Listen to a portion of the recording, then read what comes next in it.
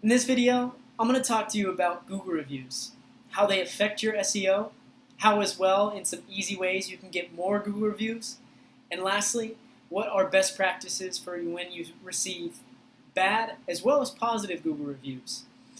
Anyways, I'm Cory Ames with Open Book SEO. Let's go ahead and dive in. So here's a typical local search, and reviews are going to play the biggest factor in local SEO. And right from the get-go, you see here this map section here where a few businesses are listed, and mine being one. Obviously, I'm super close to where my business is, so that's a huge factor as to why I'm ranked number one and showing up right away. However, right from the get-go, I'm going to be competing for clicks with these other businesses here. And which business do you imagine that people click on?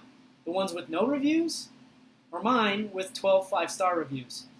Certainly they're going to click on mine and investigate what I got going on first and foremost.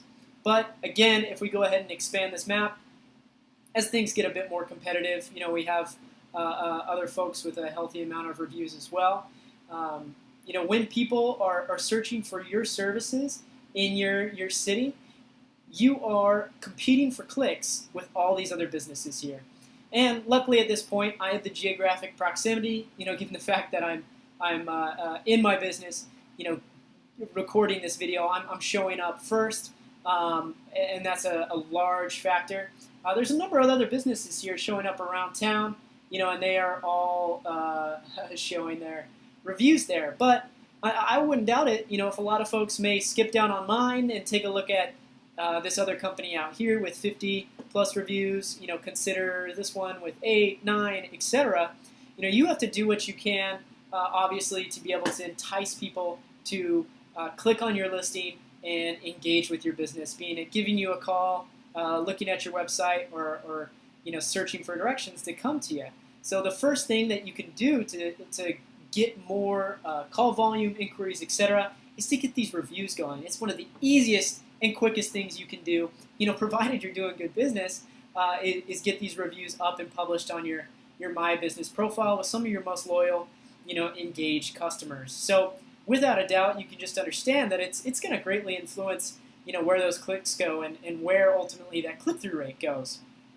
But to sidetrack just a little bit, here's a great article from Moz outlining the 2017 local search ranking factors. So a little outdated here, but 2018 is not up. They have review signals listed at number 5 here in the local pack anyways, where we're looking at this map section here. And reviews are number 5, 13%. And obviously Moz doesn't have Google's algorithm, but a really reputable source, and they're able to collect a lot of data on websites given the tools and softwares that they have. But they're looking at review quantity, review velocity, and diversity. So it's one of the top ranking signals, and I wouldn't be surprised if it's raising in importance as well. Review shopping is just so important for the consumer. And, a good survey done here on Bright Local in 2017. Some of the headline stats, 97 consumers looked online for businesses. 85% of consumers trust online reviews as much as they trust personal recommendations. Positive reviews make 73% of consumers trust a local business more. About 50 need at least a 4-star rating before they choose to use a business. I am certainly that way with how I use Yelp and Google. My girlfriend calls me a slave to the stars. But as you can see here, these reviews are critically important, not just for the ranking factor that is associated with SEO, but as well what it does for the mindset of the user engaging with your business right from the get-go. This may be the first time that they see your business, so you have to really keep that in mind. And as I mentioned,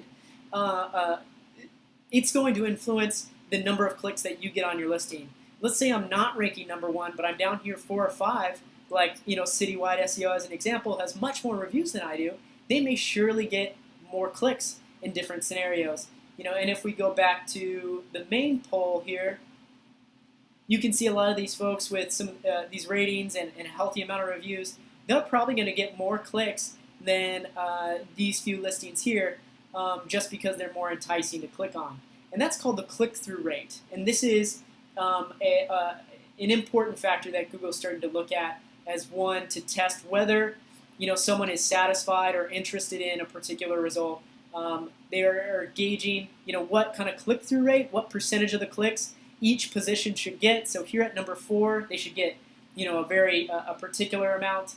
Whatever. If that listing is performing higher than average, more of those clicks are going to that listing than other ones, or what is normal for spot number 4, Google might test that listing at a higher place because people are interested in it. They're curious in it, and as well, if the data on the back end of how well people are engaging with the page lines up, then Google may very well give that a great rankings boost.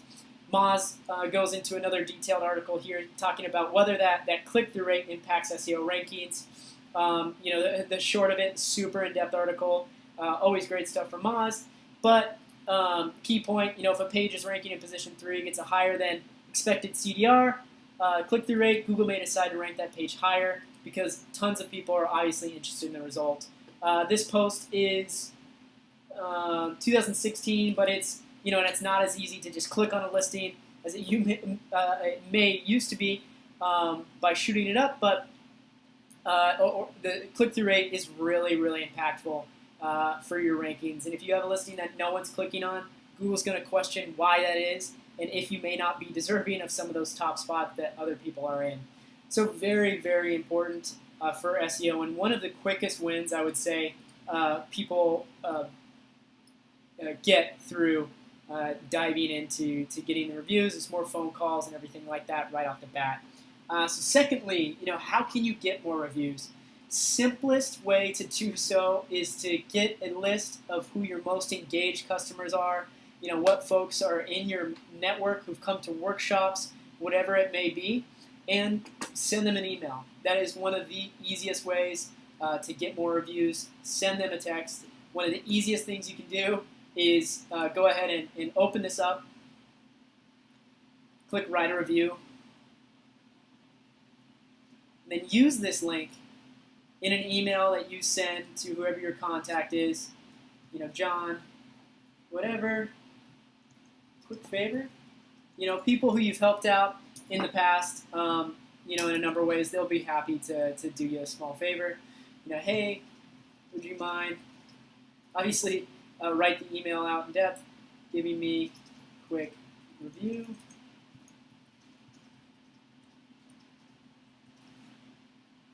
Be more personal in the email, of course. I'm just giving you an example, but link it up. And so when they open that, it'll open up right to where they can leave you a review. So not only does it show, your business listing here, but it should prompt for them. Oops, I had that screen going. There we go.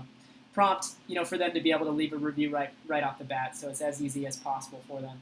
So, that's something that I know is really a great tactic for folks. Especially if you want to be selective.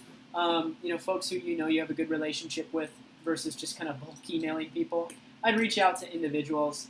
I make this a practice to do, one a week or something like that, and you get a couple, and it's well worth it. So that's the easiest thing, the quickest strategy to get more reviews. I'd say simply to just ask for it. People will follow up appointments or things like that, or as well, you can send text messages with more complex softwares, and I might go into those in another video. But the easiest one at the moment is just to ask for it, very simply. And trust me, it will work if you're speaking with the right folks. So the last portion here, what are best practices to do when you get a negative review? Luckily I haven't received one yet, but best practices for a negative review are really to respond to it as promptly as possible. Make sure who you're talking to knows you're the owner, knows you're a person of authority in the business, and you have the opportunity to be able to correct what's gone wrong, or do whatever you can to ultimately satisfy them. Give them your personal contact number, something like that. Be very empathetic. Try to attempt to, understand their point of view and what they're writing. Sometimes it may not be easy to understand, whatever it is, but what you want to do here is get an opportunity to speak with them over the phone or, private email or something like that. So it's a better way of handling the issue of the negative review. There's nothing you can do to remove a review. You can flag them as spam if they are spam. If it's not, then you're stuck with it. But your best opportunity here is to either get the individual left a bad review after you've corrected it, you've made up for it, and you've done whatever you could to make the situation right. Perhaps you could ask them to remove the review or add an updated review, and talk about how well you handled it, and correct the review to a higher star rating or something like that. But that's the only way, is you have to communicate through the other person. So without a doubt, maybe you know them already, but if you don't, try and get personal contact information or give them the opportunity to contact you so you can have a conversation about it. On the inverse side, positive reviews, if someone leaves you a 5-star review, or anyone leaves you a review, you should respond to every single one. We're on here responding to every single one, thanking these folks for doing so because they didn't have to. So come in here, you can either like it, that's not a huge deal, but without a doubt, you want to come in here and have a response from the owner, saying thanks so much, whatever it is, because they had to go out of their way to leave a review for you. Of course, they didn't have to, in any way that you can thank them. As well, keep your door open to help them in the future. I do that on every single review I have here. So that's best practices. It's good activity on your profile. And someone else, thinking about engaging with your business is shopping these reviews. And they want to see not only that you're getting good reviews, but you're attentive and you're active. So it's a good idea. I love seeing responses from the owners on businesses that I'm looking up. So keep that in mind. It's super helpful, to getting people more engaged with your business fast. And that's the video, folks. So this video was covering Google reviews, right? How to get them, how they affect your SEO, and some best practices for what to do when you get a bad or a positive review. Of course, head over to openbookseo.com for more SEO tips and strategies. And did you find this video helpful? What kind of tactics or strategies are you going to use to get reviews yourself right away? Please let me know in the comments below. I'm very interested and love to have a conversation about it. And of course, if you like this video, please go ahead and subscribe to this channel with the prompt that's coming up here soon. All right. Thanks, y'all.